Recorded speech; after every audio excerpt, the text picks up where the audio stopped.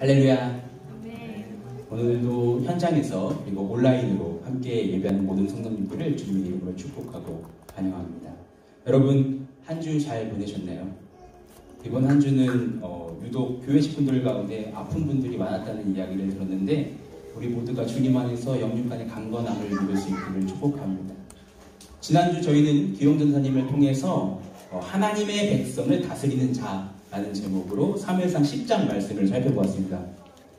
전도사님을 통해서 선포된 사무엘상 10장 말씀의 핵심은요, 하나님께서는 사울을 이스라엘 왕으로 세우셨는데 그 이유가 무엇이었죠? 주님의 백성을 다스리고 지키라고 하나님께서 사울을 왕으로 세우셨다는 사실을 저희가 주목했습니다. 사실 모든 인간은 하나님의 형상으로 지음받았고 이 땅을 다스리는 관리자로 세워졌다라고 전도사님께서 설명해 주셨는데요. 여러분 한 주도 하나님께서 여러분에게 맡기신 것들 잘 관리하셨나요? 아닌가요? 선포된 말씀처럼 우리 한 사람 한 사람이 하나님의 그 형상으로 지음받았다는 사실을 잊지 않고 하나님께서 여러분에게 우리에게 맡기신 이 땅에서의 사명을 온전히 감당하며 믿음으로 살아갈 수 있기를 소망합니다. 그리고 오늘은요, 이어지는 사무엘상 11장 말씀을 함께 살펴볼 건데요. 여러분 사무엘상 11장 말씀 저희가 같이 지금 함께 읽었습니다. 대략 어느 스토리, 어떤 이야기구나 라고 이해가 되시나요? 네, 아직 이해가 안 되신 것 같아요. 사무엘상 10장 말씀을 보면요, 사울이 미스바에서 왕이 되었습니다. 하지만 10장 말씀이 어떻게 끝나고 있었냐면 사무엘상 10장 27절 말씀이 이렇게 끝났어요. 어떤 불량배는 이르되 이 사람이 어떻게 우리를 구원하겠느냐 하고 멸시하며 예물을 바치지 아니하였으나 그는 사울은 잠잠하였더라. 이렇게 10장 말씀이 끝이 났어요. 이 말씀은요, 모든 사람들이 기다리고 있었던 지금 이스라엘의 왕이 세워졌지만 어떠한 사람들은 이 사울을 왕으로 인정하고 싶지 않았다는 그런 모습을 보여줍니다. 사실 그들이 인정하고 싶지 않았던 것, 단지 사울이 아닐 것입니다. 그들은 사울을 세우신 그 하나님의 택하심을 인정하고 싶지 않았던 것입니다.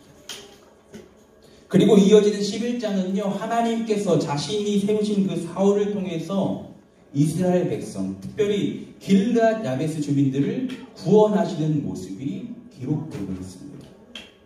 본문의 스토리를 살펴보면요, 이 암몬 족속, 이스라엘이 거주했던 요단 동편에 살고 있었죠. 암몬 족속의 왕이었던 나하스의 뜻은 뱀이라고 합니다. 이 나하스, 간교한 왕은 요단 동편에 자리하고 있던 길르앗 야베스라는 지역을 쳐들어옵니다.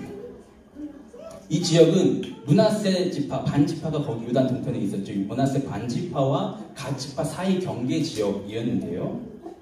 이렇게 암몬의 그 위협을 받자 이 야베스 주민들은 암몬 왕 나하스에게 전령을 보내요. 그리고 이렇게 말합니다. 우리와 언약하자.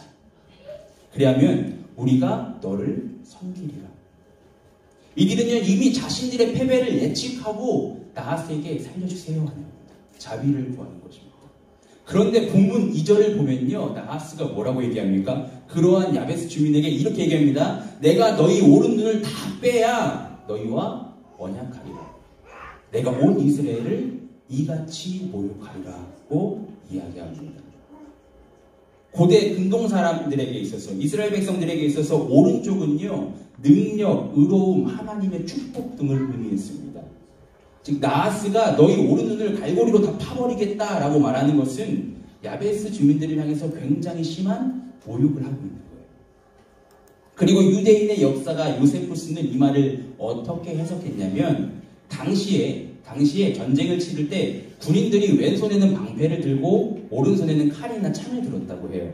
그래서 방패가 이렇게 전쟁력이 가려지면 자동적으로 왼쪽 눈은 보호가 됐다고 합니다. 하지만 오른쪽 눈으로 상대방을 보고 공격을 했던 거예요. 그런데 오른쪽 눈을 뺀다.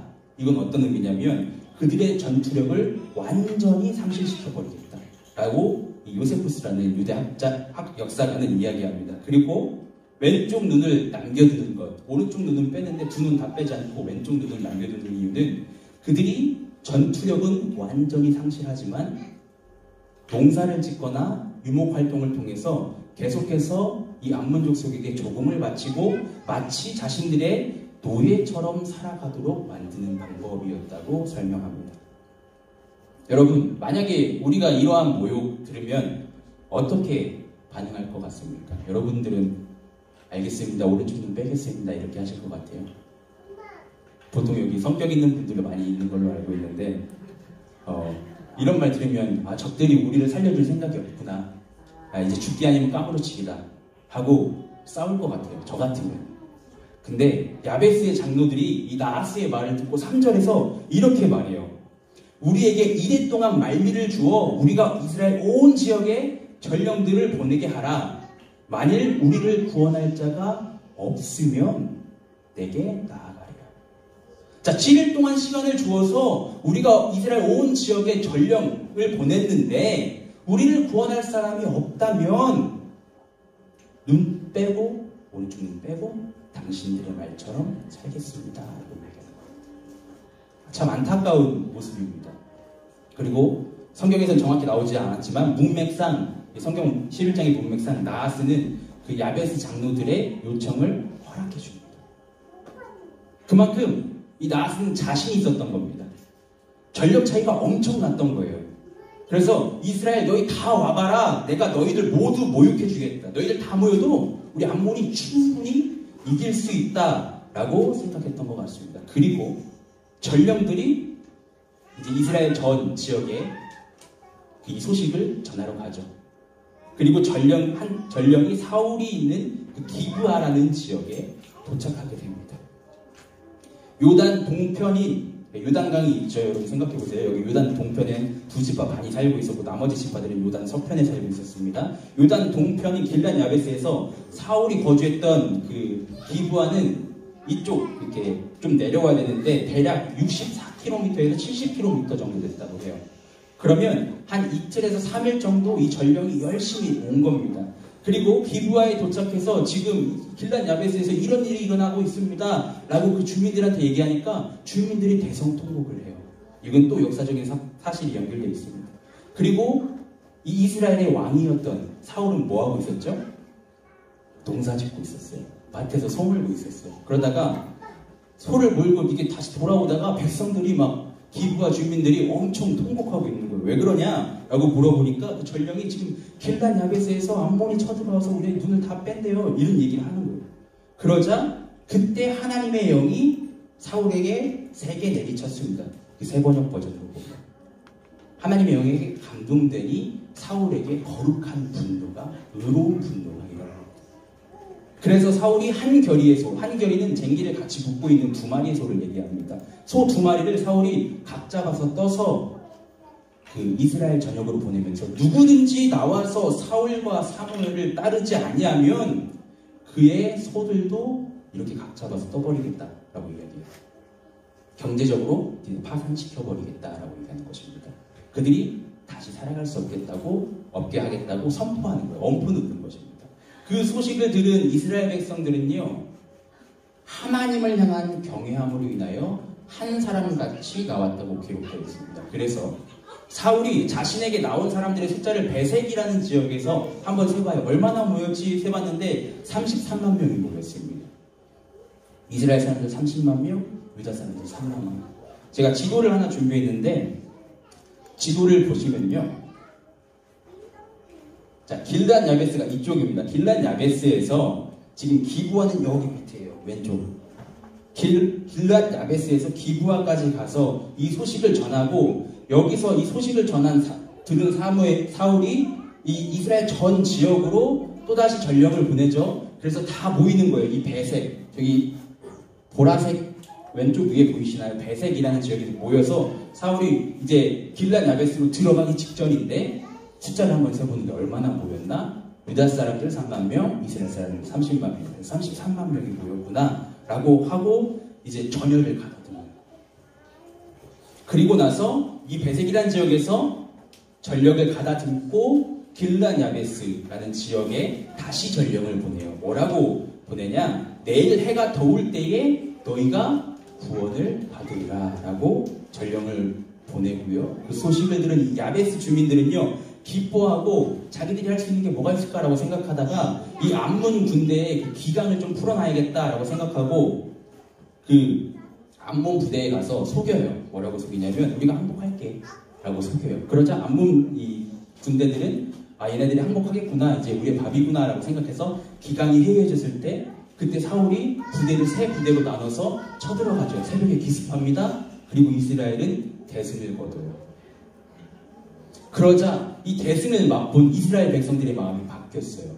어떻게 바뀌었냐? 사무엘상 10장 27절에서는 야, 이 사람이 어떻게 우리를 구원해? 라고 했던 그 사람들이 있었잖아요.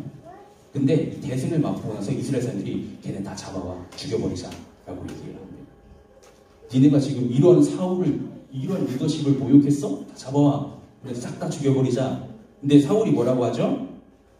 이날은 하나님께서 여호와께서 오늘 이스라엘 중에 구원을 베푸셨기 때문에 그렇게 할 수 없다 라고 말하고 사무엘은 이 이스라엘 백성들 흥분해 있는 이스라엘 백성들을 다 데리고 길갈 어디인지 아시죠? 우리 여호수아 때 살펴봤는데 여리고로 쳐들어가기 전에 첫 번째 진쳤던 곳이 길갈입니다. 길갈로 가서 나라를 새롭게 하자고 선포하면서 그곳에서 사울을 다시 왕으로 삼고 하나님께 제사, 화목 제사를 드리고 이스라엘이 막 기뻐하는 것 그게 이 11장의 스토리입니다.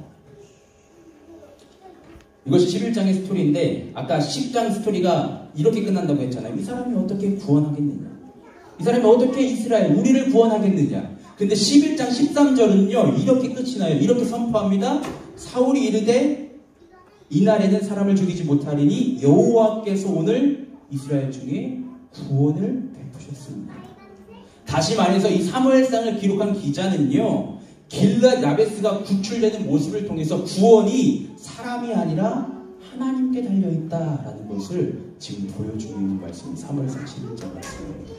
그리고 오늘 우리는 본문 9절에 기록되어 있듯이 오늘 설교 제목이 너희가 구원을 받으리라 하는데요. 11장 말씀을 통해서 두 가지를 기억하기 원합니다. 첫 번째는 구원은 하나님의 역사이고 둘째는 구원은 전해야 할 소식이라는 것입니다. 바라는 것은 오늘 사무엘상 11장에서 선포되는 하나님의 구원의 역사를 우리가 살펴보며 주목할 때 우리 그 하나님의 구원하심을 믿으며 정말로 경험했는가? 여러분 각자가 내가 그 구원을 경험한 자인가 점검해 보기를 원합니다. 내가 정말 그 하나님의 구원하심을 경험했다면 아직 그 구원의 감격을 누리고 있지 못하는 자들 또한 그 구원을 간절히 기다리고 있는 자들에게 그 소식을 내가 선포하고 있는가 이 두 가지를 좀 돌아보기를 원합니다.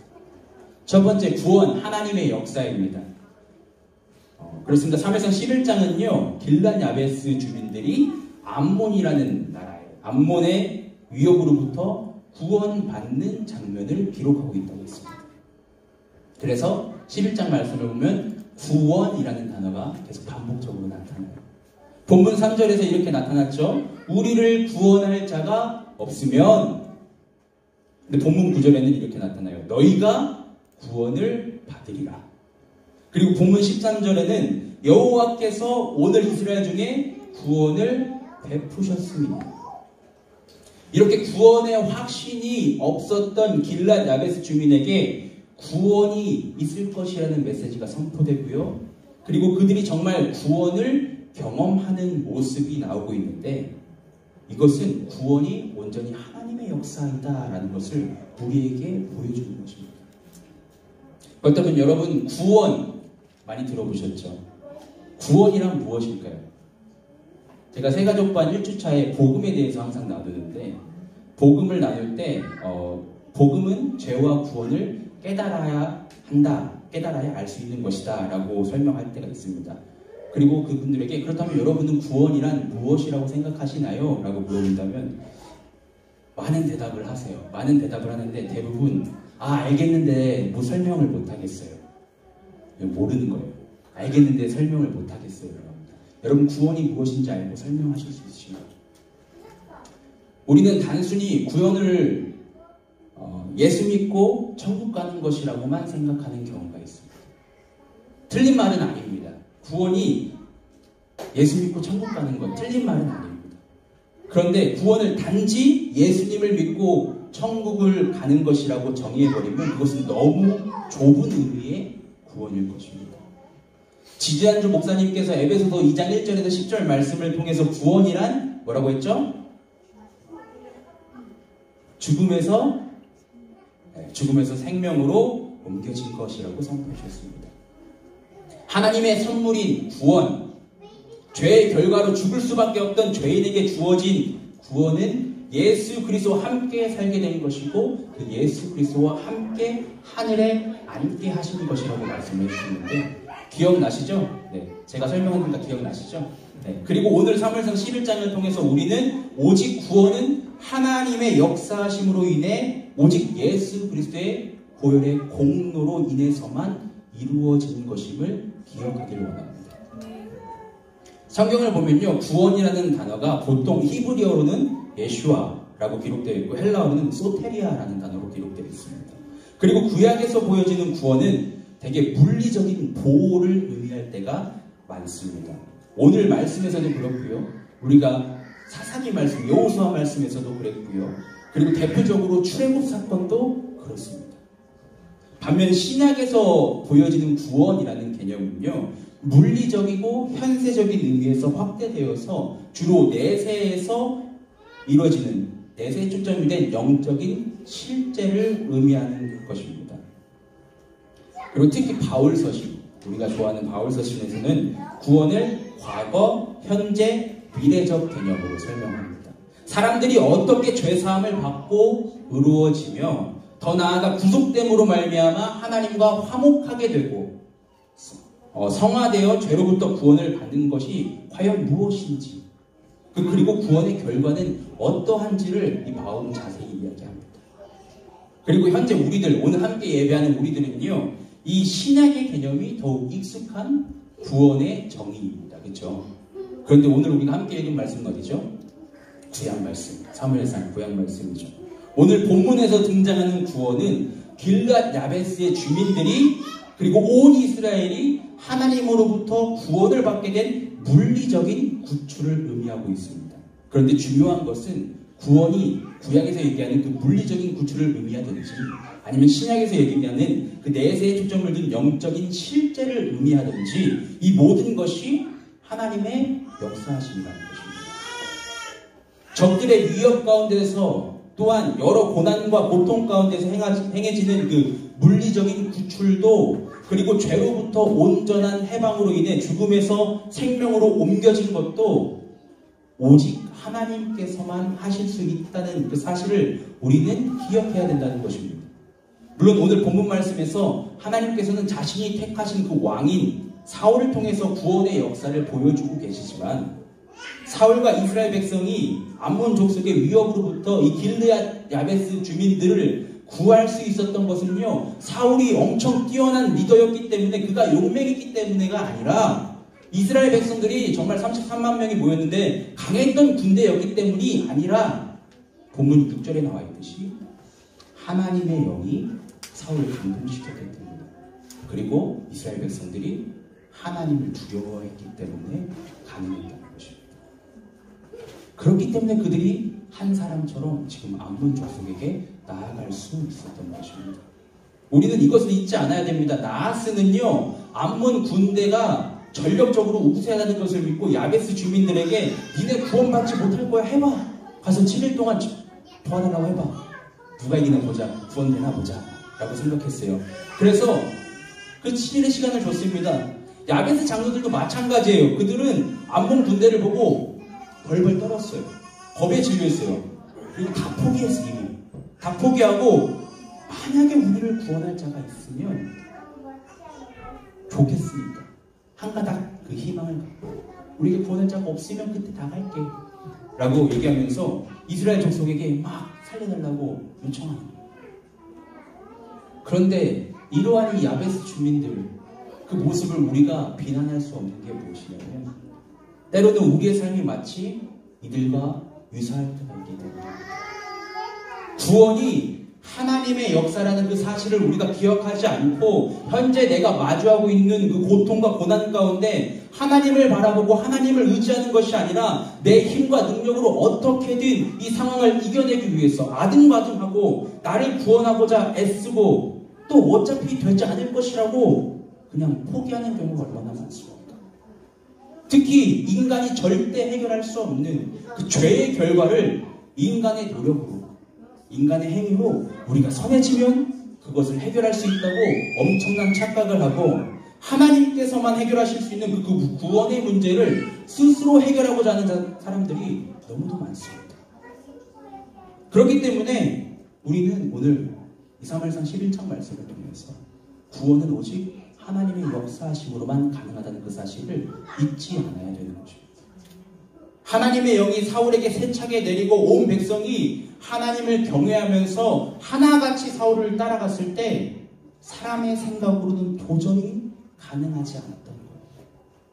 아무리 계산해도 계산이 안 맞습니다. 그런데 그 구원의 역사가 오늘 이 길랏 야베스 주민들에게, 이스라엘 백성들에게 선포되고 있습니다. 그렇기 때문에 이스라엘 백성들이 구원의 경험을 맛보아서 흥분하면서 사울에게 비아냥거렸던 자들을 끌어내서 죽이자고 말하지만 사울이 뭐라고 얘기하죠? 여호와께서 오늘 이스라엘 중에 구원을 베푸셨습니다.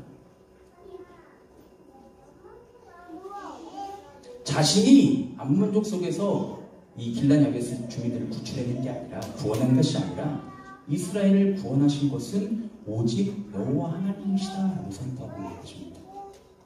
이렇게 사울은요, 자신이 왕이 된, 그 이스라엘 왕이 된 초기에 이 사실을 기억하고 하나님께 영광을 돌렸습니다. 그렇죠? 그런데 사무엘상 말씀 여러분 다 읽어보셨지만 계속 읽다 보면요, 이렇게 가는 곳마다 사울이요, 전쟁에서 모든 대적을 이겼다고 나와 있어요. 모든 대적을 이기고 하나님의 구원을 맛보았던 사울이 계속되는 그 블레셋과의 전쟁, 아말렉과의 전쟁 가운데 그것을 겪으면서 구원이 하나님의 역사심이라는 그 사실을 망각하고요, 마치 자신이 이스라엘을 구원하는 것처럼 착각하며 하나님이 세우신 왕으로서의 역할을 감당하지 못하고 스스로 구원자가 되어 결국 그는 어떻게 되죠? 블레셋과의 전쟁에서 죽음을 맞아요. 사랑하는 믿음의 형제 여러분, 구원은 오직 하나님께 달려 있습니다. 우리는 이 사실을 절대 왜곡하거나 잊으면 안 돼요. 그렇게 우리가 또한 주목해야 되는 것은 본문 14절에 지금 등장하고 있는 사무엘의 반응입니다. 길랏 야베스 주민들이 암몬 군대로부터 구원을 받게 된 후 이스라엘 백성들이 어떻게 됐죠? 기뻐하고 흥분했습니다. 당연하죠. 도저히 이길 수 없는 이 암몬의 군대, 심지어 이제 오른눈을 빼고 그들의 종처럼 살아가야 되는 그 죽음의 위기 앞에서 그들이 구원받는 경험을 한 이 야베스 주민들, 그리고 그것을 함께 보았던 이스라엘 백성들은요, 기쁨과 흥분에 휩싸였습니다. 얼마나 신났겠어요. 눈 안 빼도 되는데, 종처럼 안 살아도 되는데. 그때 사무엘이 뭐라고 하죠? 사무엘이 이렇게 얘기합니다. 나라를 새롭게 하죠. 사실 본문 14절과 15절의 문맥상 나라를 새롭게 하자라는 것이 새 번역에서는요, 이렇게 되어 있어요. 제가 읽어드릴게요. 사울이 우리의 왕이라는 것을 거기에서 새롭게 선포합시다 라고 번역되어 있습니다. 이거 역시 맞는 번역입니다. 사울이 미스바에서 왕으로 선택되었지만 이스라엘 백성들이 사울을 왕으로 제대로 인정하고 있지 않아서 기브아에서 이 농사 짓고 있던 사울이 이제 암몬과의 전쟁을 통해서 리더십을 인정받고 다시 한번 길갈에서 왕이 되었음을 선포합시다 라고 이야기하는 거예요. 하지만 이것을 개역개정에서는 뭐라고 번역하고 있냐면 나라를 새롭게 하자. ESV 같은 영어 성경에도 They'll renew the kingdom 이라고 번역되어 있습니다. 그리고 신학자들은 그 이유를 이렇게 설명합니다. 읽어드릴게요. 사울은 이미 미스바에서 왕으로 세워졌다. 따라서 사울의 왕위는 다시 주어지지 않아도 된다. 이것은 사울의 왕위를 재확립한다는 의미보다는 여호와의 왕위에 대한 확신의 갱신을 의미한다고 말할 수 있습니다.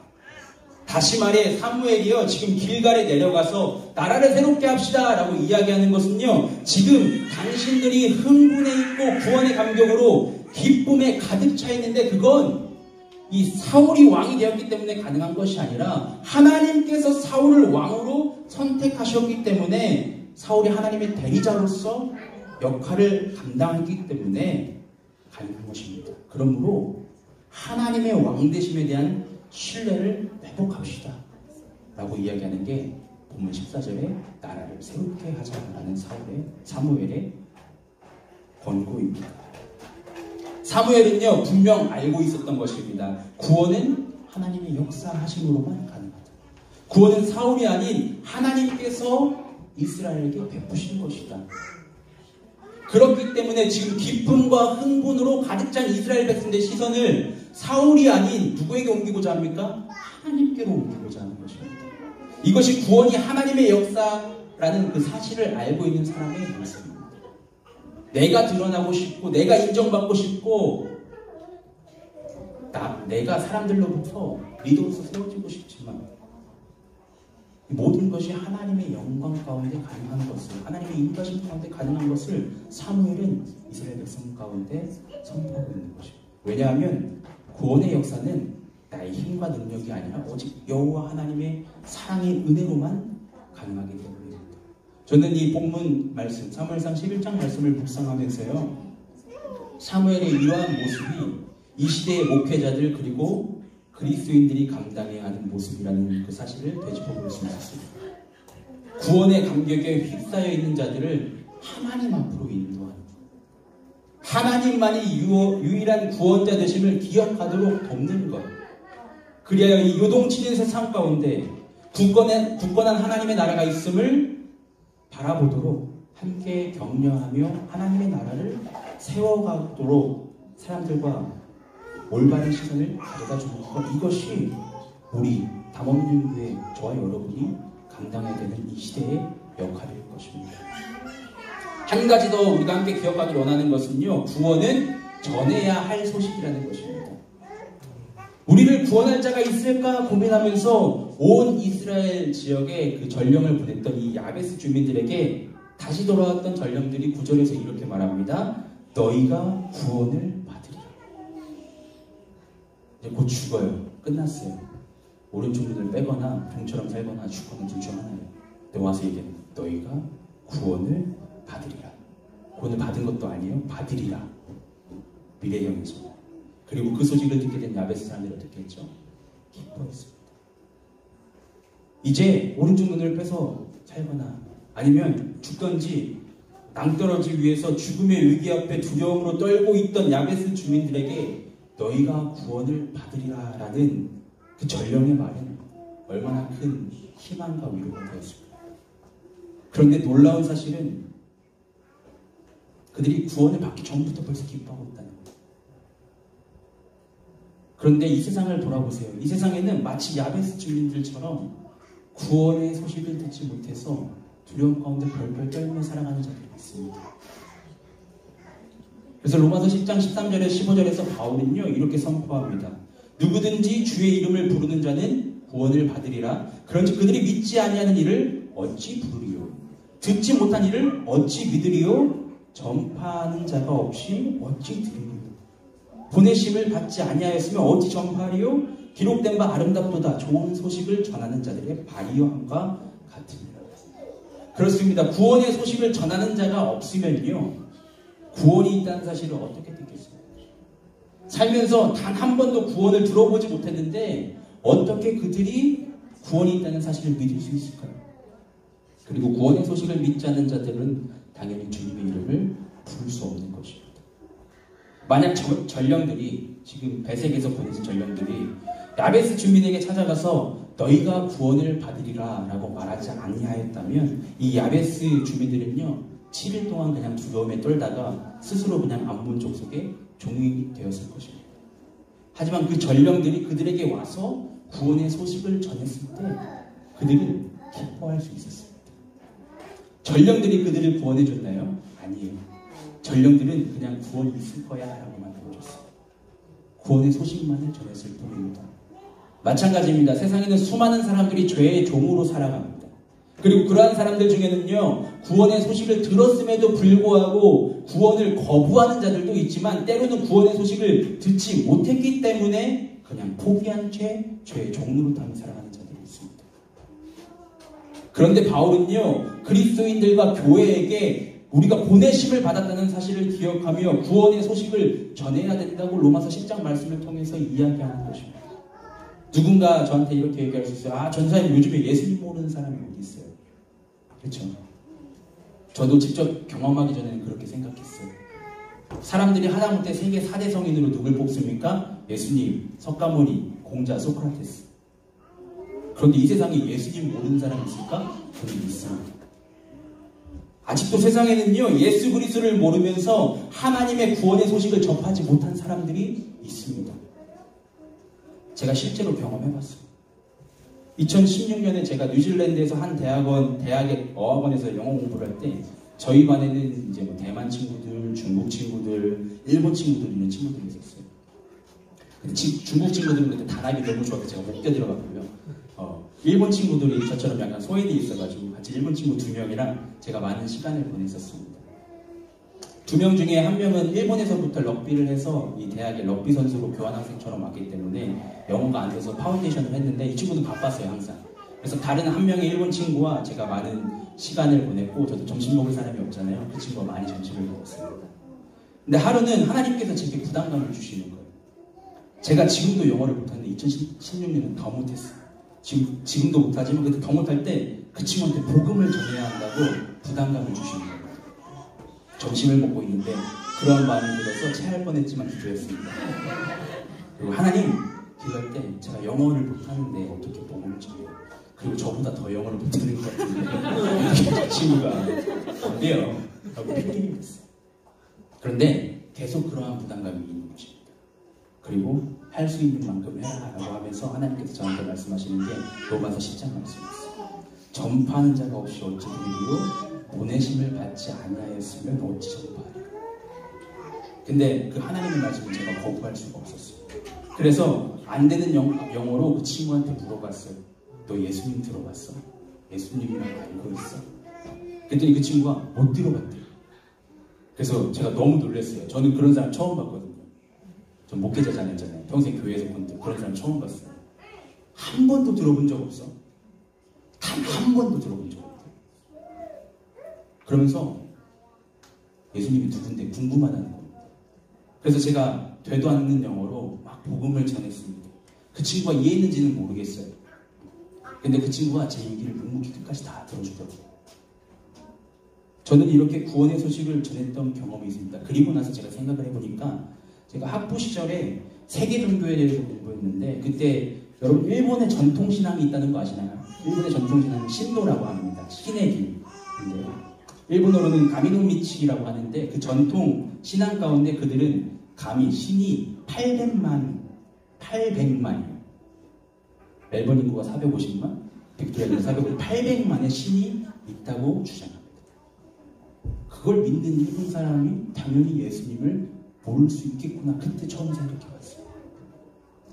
그러고 보니까 친구가 왜 예수님을 몰랐는지 이해가 될 것 같아요. 그렇습니다, 여러분. 아직도요, 세상에는 구원의 소식을 모르는 자가 너무도 많습니다. 그리고 죄의 종노릇하며 살아가는 자들, 그리고 수많은 것들에 얽매여 마치 그것의 노예처럼 살아가는 자들이 넘쳐납니다.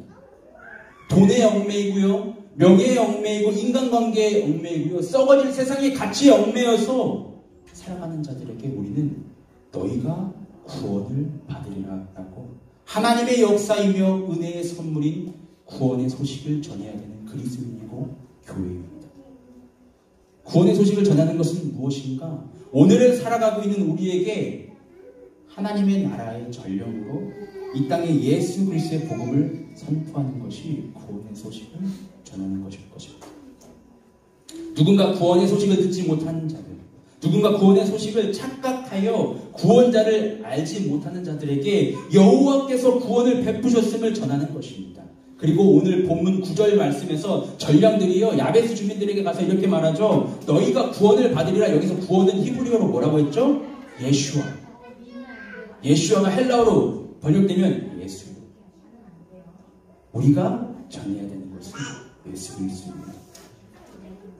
여러분, 대림절 잘 보내고 계신가요? 혹시 대림절 모르시는 분들 계시면, 대림절은 성탄 4주 전부터 예수님의 다시 오실, 아기로 오신 예수님, 왕이신 예수님을 기다리는 것과 동시에 다시 오실 예수님을 기다리는 그 절기를 말합니다. 이제 다음 주면요, 성탄절입니다. 우리를 죄에서 구원하시기 위해 이 땅에 오신 예수 그리스도를 기억하며 그 구원의 소식에 기뻐하고 감사하며 참 평화가 선포되는 시간이 바로 이 성탄의 시간입니다. 마태복음 1장 21절 말씀, 우리 함께 읽어볼까요? 마태복음 1장 21절 말씀.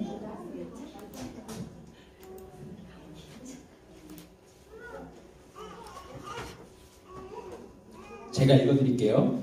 마태복음 1장 21절 말씀. 아들을 낳으리니 이름을 예수라 하라. 이는 그가 자기 백성을 그들의 죄에서 구원할 자이심이라 하니라. 곧 선포되어 있듯이 우리가 여러 고통과 고난 가운데 힘들어하는 자에게 구원의 소식을 전할 수 있는 그러한 믿음의 공동체가 되기를 소망합니다. 주위를 둘러보세요. 한번. 주위를 둘러보면 아직 구원의 소식을 듣지 못했거나 그 구원의 기쁨을 누리지 못하는 자들이 있는 것 같습니다.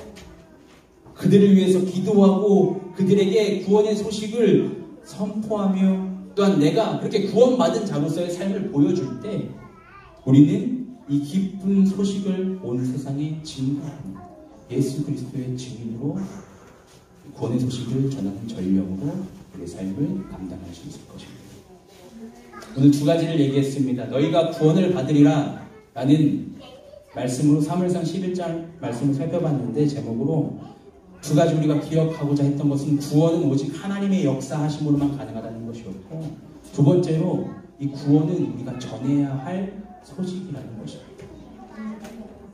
구원 너무도 익숙해요. 저도 모태신앙이고 저도 PK에서 계속 교회에서 자랐기 때문에 그냥 아는 줄 알았어요. 그런데 모르더라고요. 제가 어렸을 때부터 우리 별빛봄처럼 성경 통독을 했기 때문에 안다고 생각했어요. 저는 방학 때 잡혀서 일독을 안 하면 밥을 못 먹었어요. 어머니 보고 계시면 안 되는데 밥을 못 먹었어요. 다 읽어야, 성경 다 읽어야 밥 줬어요. 여러분 뭐 이렇게 수련회 가면 말씀 외워야 밥 주잖아요. 저 방학 때문에 그렇게 살았어요. 그리고 착각했어요. 내가 구원을 알고 있고 구원을 경험했다. 아닙니다. 여러분 구원을 경험하셨습니까? 여러분 구원의 기쁨이 있으십니까? 구원의 감격이 있으십니까? 그렇다면 지금 길르앗 야베스 주민들이 암몬족 속으로부터 구원받는다고 할 때 기뻐했던 거죠. 죽음에서 생명으로 옮겨졌다는데 내가 그 가치를 정말 안다면 어떻게 기뻐하지 않을 수 있습니까? 어떻게 감사하지 않을 수 있습니까? 그것을 여러분의 삶 가운데 경험하고 증거하는 그러한 그리스도인들의 삶이 되기를 소망합니다. 그래서 오늘 함께 예배하는 한 사람 한 사람 빠짐없이 그 구원의 은혜를 붙잡고 우리가 값싼 은혜가 아니라 값없이 주어진 그 은혜를 삶으로 살아낼 때 우리를 통하여서 구원을 모르는 자들, 구원의 소식을 한 번도 들어보지 못했던 자들, 구원의 소식을 들었지만 거부하는 자들, 주님 앞에 참된 구원의 기쁨을 누릴 수 있기를 다시 한번 주님의 이름으로 축복합니다. 우리 이 시간 함께 찬양하고 기도하겠습니다.